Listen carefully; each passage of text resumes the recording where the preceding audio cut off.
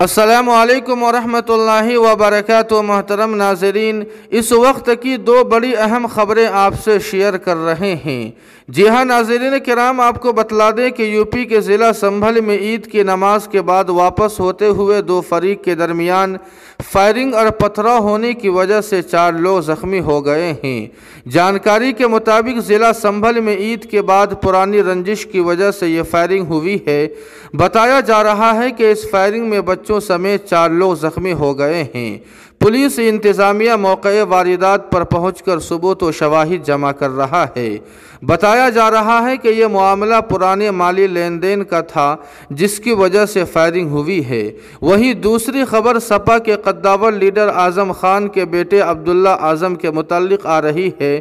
عبداللہ اعظم کے والد اعظم خان جیل میں بند ہے اور قیاس آرائیاں لگائی جا رہی تھی کہ اعظم خان عید اپنے گھر رامپور میں ہی کریں گے، لیکن ایسا نہیں ہوا۔ آپ کو بتلا دیں کہ عید کے موقع پر اپنے والد کی کمی کو محسوس کرتے ہوئے عبداللہ اعظم نے ٹویٹ کرتے ہوئے ایک شعر لکھا ہے، جس میں عبداللہ اعظم نے لکھا ہے کہ تو چھوڑ رہا ہے تو خطا اس میں میری کیا، ہر شخص میرا ساتھ نبھا بھی نہیں سکتا، ویسے تو ایک آنسو ہی بہا کے مجھے لے جائے، ایسے کوئی طوفان ہلا بھی نہیں سکتا۔ عید مبارک آپ کا اور صرف آپ کا، محمد اعظم۔